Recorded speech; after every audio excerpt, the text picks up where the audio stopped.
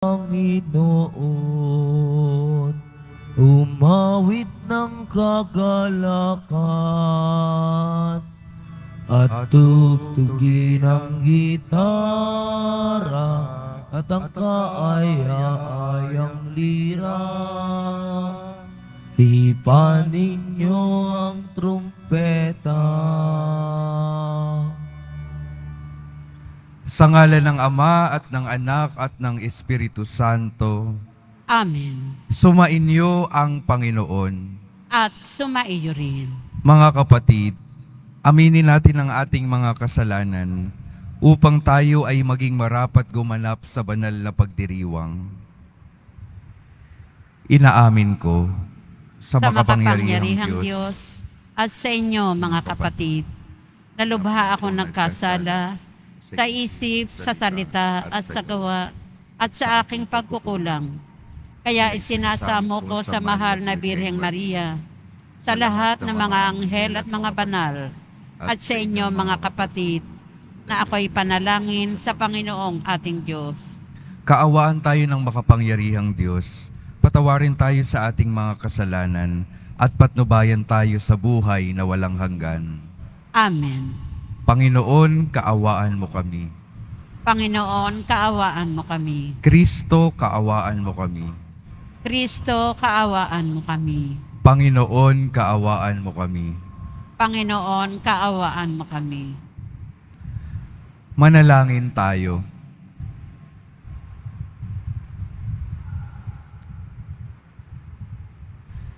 Ama naming makapangyarihan, pinagbigyan mong ikaw ay mapaglingkuran ni San Antonio Abad na sa disyerto namuhay. Pakundangan sa kanyang pagdalangin, ikaw naway lubusang mahalin sa pagtalikod sa pansariling kaluwagan namin sa pamamagitan ni Hesukristo kasama ng Espiritu Santo magpa sa walang hanggan. Amen. Magsiupo muna ang lahat. Pagbasa mula sa unang aklat ni Samuel. Noong mga araw na iyon, pagdating kay Saul, sinabi ni David, "Di po tayo dapat masiraan ng loob dahil lang sa Filisteyong yon. Ako ang lalaban sa kanya." Sinabi ni Saul, "Hindi mo kaya ang Filisteyong yon. May gatas ka pa sa labi, samantalang siya'y isang kilabod na mandirigma." Idinugdong pa ni David, "Ang Diyos na nagligtas sa akin sa kuko ng mga leon at ng mga oso, ay siya ring magliligtas sa akin sa Filisteyong iyon." Kaya't sinabi ni Saul, "Kung gayon, labanan mo siya at patnubayang kanawa ng Panginoon." Pagkatapos, tinampot niya ang kanyang tungkod. Namulot siya ng 5 makikinis na bato sa sapa. Isinilid sa kanyang supot na pampastol at lumakad upang harapin si Goliath. Si Goliath naman ay lumakad ding papalapit kay David. Sa hulihan ng tagadala ng kanyang mga sandata. Nang makita niyang si David ay musmos, hinamak niya ito at pakutyang tinanong, "Anong akala mo? Aso ba ang lalabanan mo? At tungkod lang ang dala mo?" At si David ay sinumpa si Goliath sa ngalan ng kaniyang Diyos. Sinabi pa niya, "Halika nga rito't nang maipakain kita sa mga ibon at mga hayop." Sumagot si David, "Ang dala mo'y tabak, sibat at balaraw. Ngunit lalabanan kita sa ngalan ng Panginoon, ang makapangyarihang Diyos ng Israel na iyong hinahamak. Ibibigay ka niya sa akin ngayon. Pupugutin ko ang ulo mo at ipapakain kita sa mga ibon at sa mga hayop, pati ang iyong mga kasamahan. Sa gayon, malalaman ng daigdig na ang Diyos ng Israel ay buhay. at makikita ng lahat na narito na makapagliligtas ang Panginoon, kahit walang tabak at sibat. Siya'y makapangyarihan at ipalulupig niya kayo sa amin. Nagpatuloy ng paglapit si Goliath. Patakbo siyang sinalubong ni David habang dumudukot ng bato sa kanyang supot. Tinirador niya si Goliath at tinamaan ito sa noo. Bumao ng bato at si Goliath ay padapang bumagsak. Natalo ni David si Goliath sa pamamagitan nga ng tirador. Napatay niya ito bagamat wala siyang tabak at patakbong lumapit si David. Tumayo sa likod ni Goliath, pinunot ang tabak nito at pinugutan ng ulo. Ang salita ng Diyos.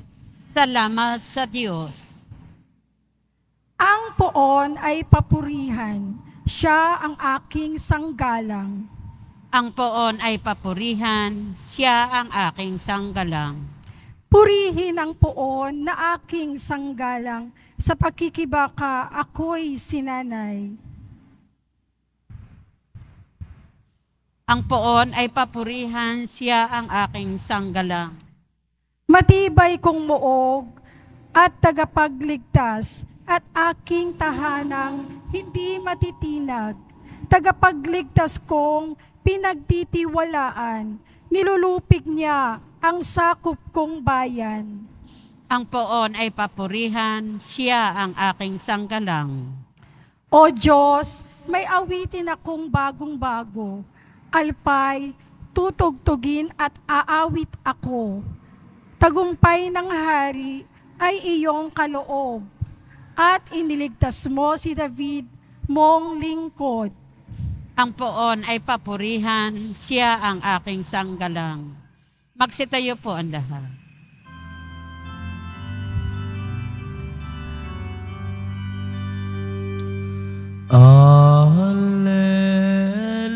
Alleluia, alleluia, alleluia, alleluia.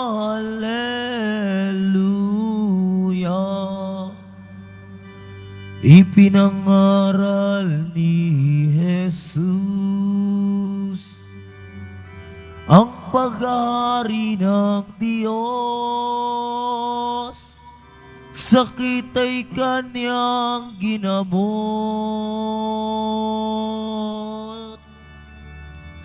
Alleluia, alleluia,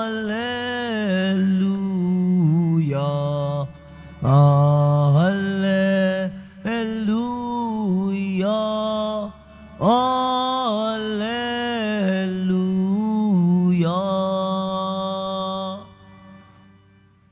Sumainyo ang Panginoon. At sumaiyo rin. Ang mabuting balita ng Panginoon ayon kay San Marcos. Papuri sa iyo, Panginoon. Noong panahong iyon, muling pumasok si Jesus sa sinagoga at naratnan niya roon ang isang lalaking patay ang isang kamay.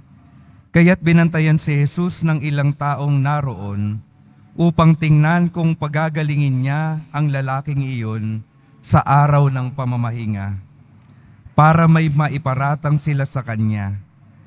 Tinawag ni Jesus ang lalaking patay ang kamay. Halika rito sa unahan. Tinanong niya pagkatapos ang mga tao, alin ba ang ayon sa kautusan? Ang gumawa ng mabuti o gumawa ng masama sa araw ng pamamahinga? Magligtas ng buhay o pumatay? Ngunit hindi sila sumagot. Habang tinitingnan ni Jesus ang mga taong nasa paligid niya, galit at lungkot ang nabadha sa kanyang muka dahil sa katigasan ng kanilang ulo. Bumaling siya sa lalaki at sinabi, "Iunat mo ang inyong kamay." Iniunat naman ng lalaki ang kanyang kamay at ito'y gumaling. Umalis ang mga Pariseyo at nakipagsabuatan sa mga kampon ni Herodes upang ipapatay si Jesus. Ang mabuting balita ng Panginoon. Pinupuri ka namin, Panginoong Heso Kristo. Magsiupo muna ang lahat. Magandang umaga po mga minamahal kong mga kapatid na naririto at kasama natin online. Good morning po. Ano po yung ibig sabihin kapag yung isang tao ay matigas ang ulo? Napakinggan po natin sa Ebanghelyo. Pagtingin ni Jesus sa mga taong nasa paligid niya, galit at lungkot yung nakita sa kanyang muka. Dahil pagtingin niya sa mga taong nasa paligid niya, nalaman niya na yung kanilang mga kalooban, yung kanilang mga ulo ay matitigas. Kapag matigas po ang ulo ng inyong anak, ano pong ibig sabihin nun? Pasaway. Kapag matigas ang ulo, ibig sabihin, hindi nakikinig, napakakulit. Kaya anong ginagawa ng mga magulang? Pinapalo, pinagsasabihan para lumambot yung ulo. Ang tigas-tigas ng ulo mo, makinig ka naman. Para sa iyo naman, yung aking mga sinasabi. Ganyan naman po ang ating mga script bilang mga magulang. Gusto nating mapagsabihan yung mga anak nating matitigas ang ulo dahil gusto natin na matuto silang sumunod. Sa ating ebanghelyo po, sa Tagalog, yun po yung nakasulat, matitigas ang mga ulo ng mga taong nasa paligid ni Jesus. Pero sa English translation at Greek translation, mas malalim po yung pinapakahulugan nito. Ang sinasabi po, hindi lamang yung ulo yung matigas. Sabi sa ibang translation, matitigas yung puso ng mga nakapaligid kay Jesus. Yung puso, yung napakatigas. At ano pong ibig sabihin kapag matigas na yung puso ng mga tao? Katulad po sa Ebanghelyo, sa mga taong nasa paligid ni Jesus, kapag matigas na po yung puso, palagi na lamang tumitingin sa kamalian ng kapwa. Kapag matigas yung puso, hindi na nakikita yung kapwa na nangangailangan. Hindi na kayang mag-abot pa ng kamay para magbigay ng tulong. At ayun po yung karanasan ni Jesus, karanasan ng mga tao ng panahong iyon. Hindi rin nila matanggap yung mga itinuturo ng ating Panginoon dahil matigas na yung kanilang mga puso. Kaya ang isang paanyaya sa atin mga kapatid, tingnan natin yung ating mga puso. Matigas na ba yung ating mga puso? Hindi na ba natin pinapakinggan yung mga turo ng ating Panginoon? Hindi na ba natin pinapakinggan ang mga inuutos sa atin ng ating Panginoon? Hindi na ba natin nakikita yung ating mga kapwa na nangangailangan? O kaya naman, mas nakakalungkot, iniiwasan na ba natin yung ating mga kapwa na nangangailangan? Ganon po ang isang tao kapag matigas na yung puso. Kahit alam niya na may pangangailangan at kaya niya namang tumulong, dahil sa katigasan ng kanyang puso, hindi na siya gumagawa ng paraan para tumulong pa sa iba. Iniiwasan niya, wala na siyang pakiramdam para sa kanyang kapwa na nangangailangan. Ganon na po ba yung puso natin? Wala nang pakiramdam, ayaw nang makiramdam sa pinagdadaanan ng ating mga kapwa. Kaya ano pong hihilingin nating grasya sa araw na ito? Hilingin natin sa Panginoon na yung Panginoon patuloy na dumating sa ating buhay at tulungan tayo na palambutin yung ating mga puso.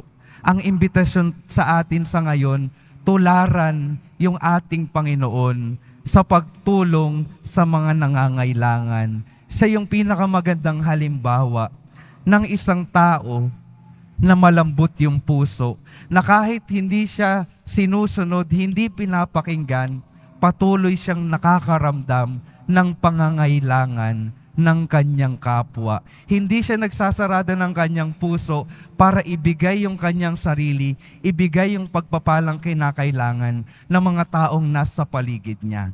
Malambot yung puso ng Diyos. Malambot yung puso ng ating Poong Hesus Nazareno. Nakikita niya yung ating mga pangangailangan. Nakikita niya yung ating mga pagsusumikap. Nakikita niya yung ating mga kinakailangan sa buhay na ito. At hindi natatapos yung Diyos sa pagtingin sa ating mga kalagayan. Yung Diyos palaging may ginagawa upang maibsan yung ating mga pinagdaraanan. May ginagawa siyang pagdamay, may ginagawa siyang pag-aabot ng kamay para matulungan tayo. Sana ay maging katulad tayo ng Panginoon. Malambot yung puso, nakikita yung mga nangangailangan at gumagawa ng paraan para matulungan sila. Ito po yung patuloy nating hihilingin sa ating Panginoon. Nawa hindi tayo dumating sa panahon na matigas na yung ating mga ulo at matigas yung ating mga puso, na wala nang pakialam at wala nang ginagawa sa ating mga kapwa. Matuto tayong matularan yung ating Panginoon. Malambot yung puso, nakikita yung nangangailangan at gumagawa ng paraan upang maibsan ang pangangailangan at pinagdadaanan ng ating mga kapwa. Isa pa pong gusto kong tingnan natin ay yung kwento sa unang pagbasa. Narinig po natin yung kwento ni David at ni Goliath. Alam na alam po natin yung kwento nito. Malaking tao si David, malaking tao si Goliath, lalabanan siya ni David. Ano pong pwedeng ipinapahayag sa buhay natin ito? Sa buhay po natin, marami tayong maaring mga malalaking pagsubok na pwedeng kaharapin. Malalaking pagsubok na pwedeng magpahina ng loob sa atin para hindi naharapin yung mga malalaking problemang dumarating sa ating mga buhay. Pero ano pong pinapaalala sa atin ng buhay ni David? Kapag kasama natin ang Diyos, makakaya natin anuman yung nasa harapan natin. Walang malaking problema sa malaking Diyos na nasa sa atin. Kaya ang imbitasyon at ang paalala para sa atin sa araw-araw, sa buhay po natin, may darating at darating na mga pagsubok, may darating at darating na mga krus. Huwag po tayong matakot. Huwag nating takbuhan itong mga ito. Dahil makakatiyak tayo na sa bawat pagsubok, sa bawat krus na dumadating sa ating mga buhay, merong Jesus Nazareno na nasa sa atin, sinasamahan tayo sa bawat laban natin sa buhay na ito. Hindi tayo mag-isa sa mga pagbubuhat ng krus natin. Palagi tayong sinasamahan, dinadamayan ng ating Panginoon. Ano po yung pangalawang paanyaya sa araw na ito? Yung pangalawang paanyaya po, ilapit natin, ilagay natin yung ating kalooban, itaas natin yung ating mga pananampalataya at pagtitiwala sa ating Panginoong Hesus Nazareno na kailanman ay hindi tayo iwan, kailanman hindi tayo pababayaan. Palagi tayong dalhin sa ating tagumpay sa buhay na ito. Kaya mga kapatid, dalawang mahalagang paanyaya ang ating tutugunan nawa sa araw na ito. Yung ating puso nawa ay patuloy na maging malambot. Malambot katulad ng ating sa Panginoon. At yung ikalawa, palagi nating alalahanin na may Diyos tayong sumasama sa bawat panahon ng ating mga buhay. Amen. Magsitayo po ang lahat.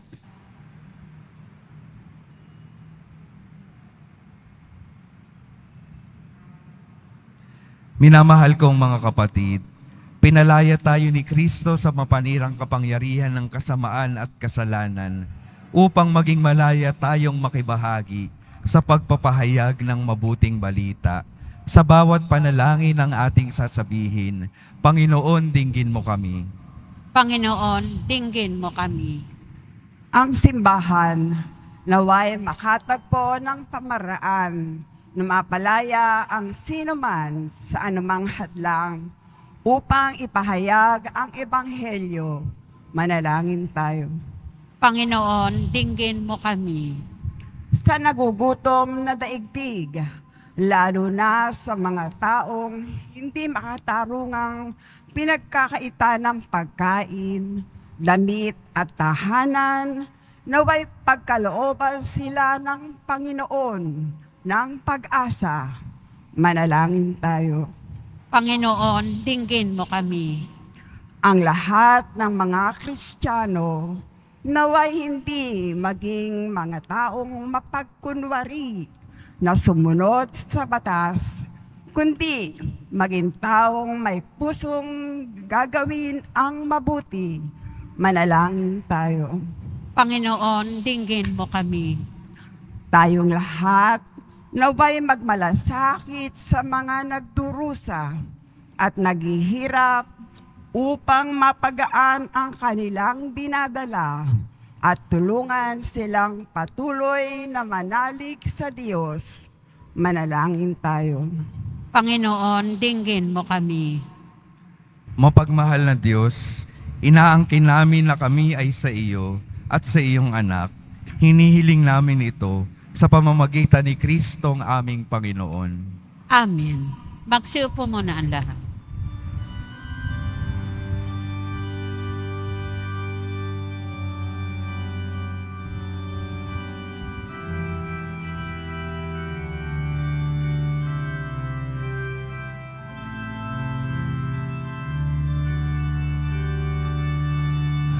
Handog namin sa iyo, Ama, ang tinapay at alak na ito. Handog ng bayang umaasa, sumasambat nagmamahal sa'yo. Handog namin sa iyo, Ama, ang tinapay at alak na ito. Handog ng bayang umaasa, sumasambat nagmamahal sa'yo. Magsitayo po ang lahat. Manalangin kayo mga kapatid upang ang paghahain natin ay kalugdan ng Diyos Amang makapangyarihan. Tanggapin nawa ng Panginoon itong paghahain sa iyong mga kamay, sa kapurihan niya at karangalan, sa ating kapakinabangan at sa buong sambayanan niyang banal. Ama naming lumikha, kalugdan mo ang alay ngayong si San Antonio'y aming ginugunita. Huwag nawa kaming mahadlangan ng anumang makalupa sa pagkamit namin ng kayamanang pinakadakila na tanging ikaw lamang sa pamamagitan ni Jesucristo kasama ng Espiritu Santo magpa sa walang hanggan. Amen. Sumainyo ang Panginoon. At sumaiyo rin. Itaas sa Diyos ang inyong puso at diwa. Itinaas na namin sa Panginoon. Pasalamatan natin ang Panginoong ating Diyos. Marapat na siya ay pasalamatan. Ama naming makapangyarihan, tunay ngang marapat na ikaw ay aming pasalamatan. Ikaw ay nagniningning sa piling ng mga banal na ikinararangal mo sa kanilang kabutihan. Ibinibigay mo silang huwaran namin araw-araw at katuwang sa pagsamba sa iyong kamahalan. Sa pamamagitan ng anak mong si Jesucristo, kami naliligid ng mga banal na tao. Sila'y mga saksi na ang pananalig sa iyo ay magaganap naming sa kararangal mo. Kaya kaisa ng mga anghel na nagsisiawit ng papuri sa iyo, nang walang humpay sa kalangitan, kami nagbubunyi sa iyong kadakilaan. Santo, Santo, Santo, Panginoon Diyos ng mga hukbo, napupuno ang langit at lupa ng kadakilaan mo, o sana sa kaitaasan.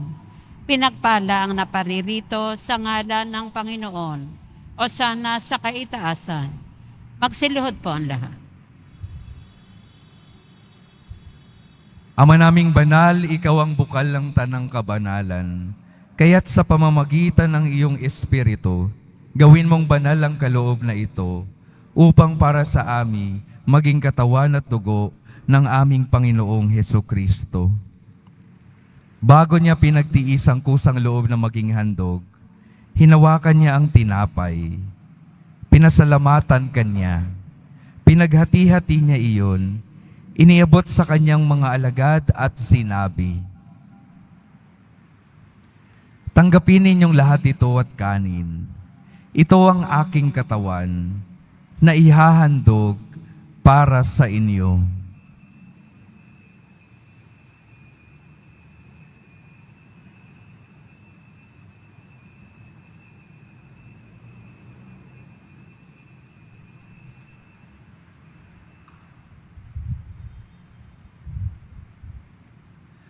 Gayon din naman nung matapos ang hapunan, hinawakan niya ang kalis, muli kanyang pinasalamatan, iniabot niya ang kalis sa kanyang mga alagad at sinabi,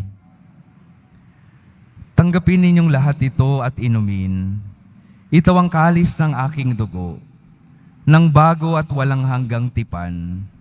Ang aking dugo na ibubuhos para sa inyo at para sa lahat, sa ikapagpapatawad ng mga kasalanan. Gawin ninyo ito sa pag-alala sa akin."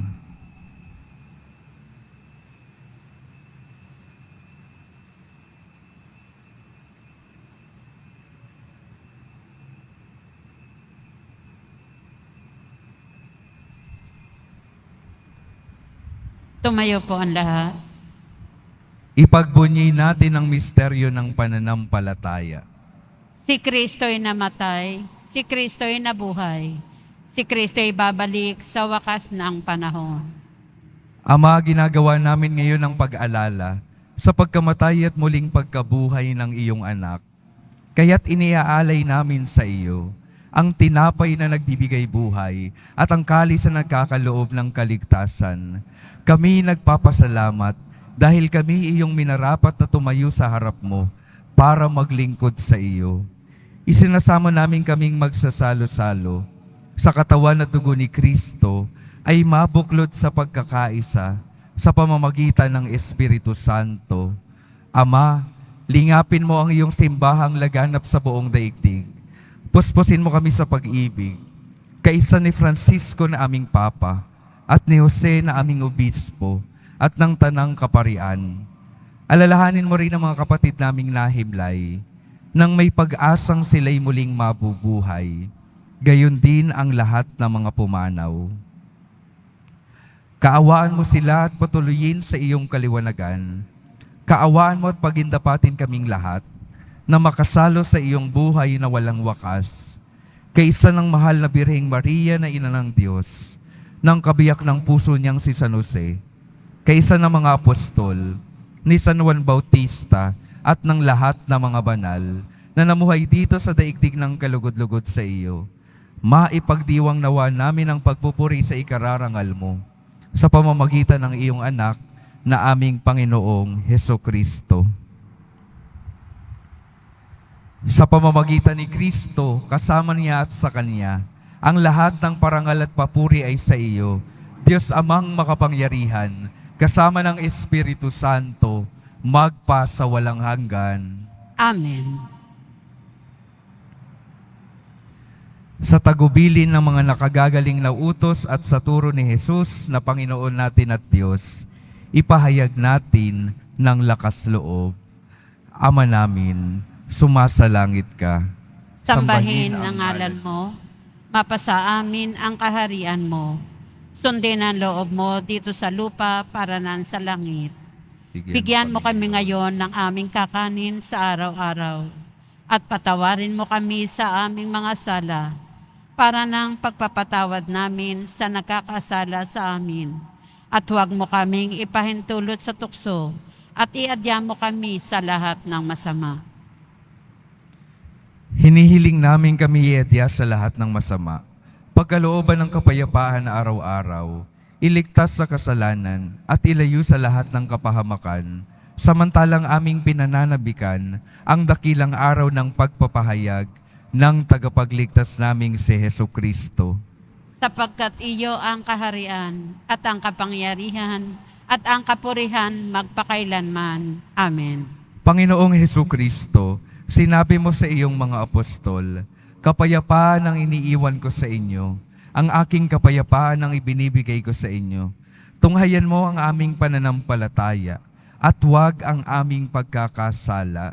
Pagkalooban mo kami ng kapayapaan at pagkakaisa ayon sa iyong kalooban, kasama ng Espiritu Santo, magpa sa walang hanggan. Amen. Ang kapayapaan ng Panginoon ay laging sumainyo.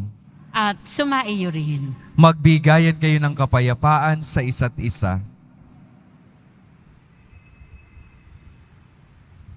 Kordero ng Diyos na nag-aalis ng mga kasalanan ng sanlibutan, maawa ka sa amin.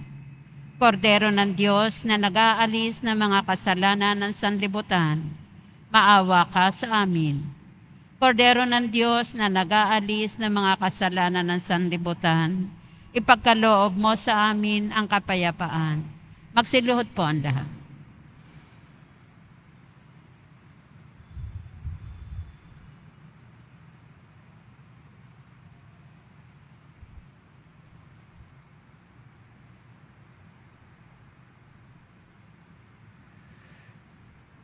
Ito ang kordero ng Diyos. Ito ang nag-aalis ng kasalanan ng sanlibutan. Mapalad ang mga inaanyayahan sa kanyang piging. Panginoon, hindi ako karapat-dapat na magpatuloy sa iyo. Ngunit sa isang salita mo lamang ay gagaling na ako.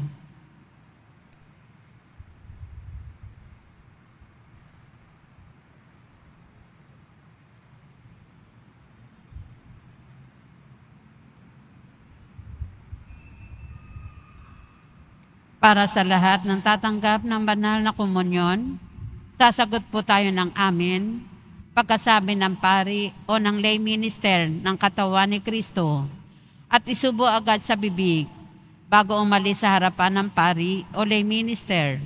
Sumunod po tayo. Maraming salamat po.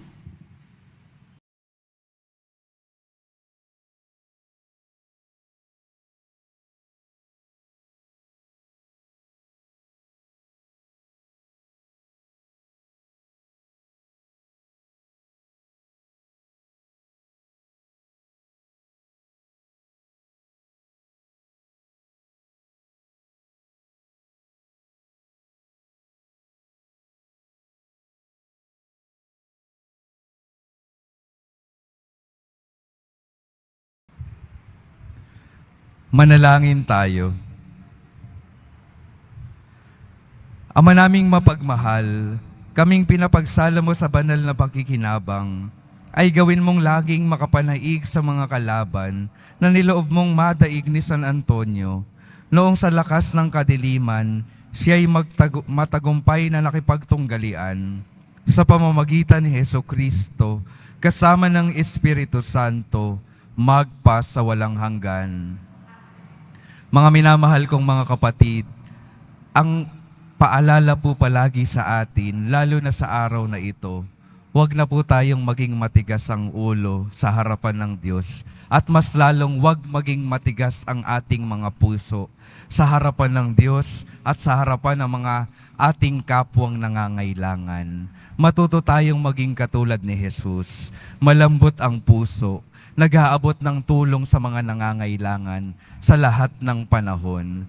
At katulad ng paalala sa atin sa unang pagbasa, walang malaking pagsubok sa harapan ng ating malaking Diyos. Nasa sa atin ang Diyos. Sinasamahan tayo palagi. Magtatagumpay tayo sa bawat krus na dumadating sa ating mga buhay. Sumainyo ang Panginoon. At sumaiyo rin. Mahal na poong Jesus Nazareno, inihayag mo sa pamamagitan ng krus ang walang maliw na pag-ibig ng Diyos sa sangkatauhan. Pakinggan mo ang kahilingan ng iyong angkan na nagsusumamo sa iyo. Makamtanawa nila ang iyong katugunan at tanggapin ang kasagutan na may utang na loob na tinatanaw. Basbasan din po ninyo ang mga daladala nilang mga imahen at dasalan. Sa pamamagitan ng bendisyon na ito, naway maalala nila ang mga pangako nila noon sa binyag, na ikaw ang kanilang iibigin at paglilingkuran bilang Panginoon, magpa sa walang hanggan. Amen. At pagpalain kayo ng makapangyarihang Diyos, Ama, Anak at Espiritu Santo. Amen. Humayo kayong mapayapa, taglay ang pag-ibig ng Poong Jesus Nazareno. Salamat sa Diyos.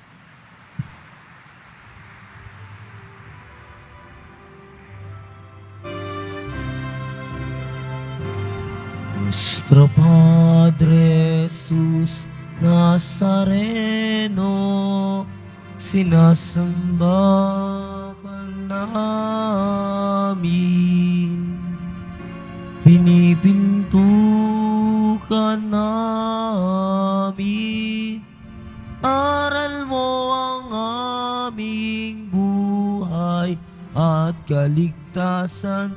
Nuestro Padre Jesus Nazareno, iligtas mo kami sa kasalanan. Ang krus mong kinamatayan ay sagisag ng aming kaligtasan.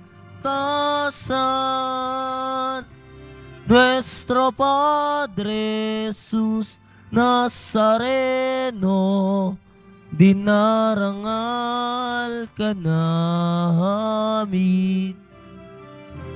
Nuestro Padre Jesus Nazareno, nilulwalhati ka namin. Nuestro Padre Jesus Nazareno, dinarangal ka namin. Nuestro Padre Jesus Nazareno,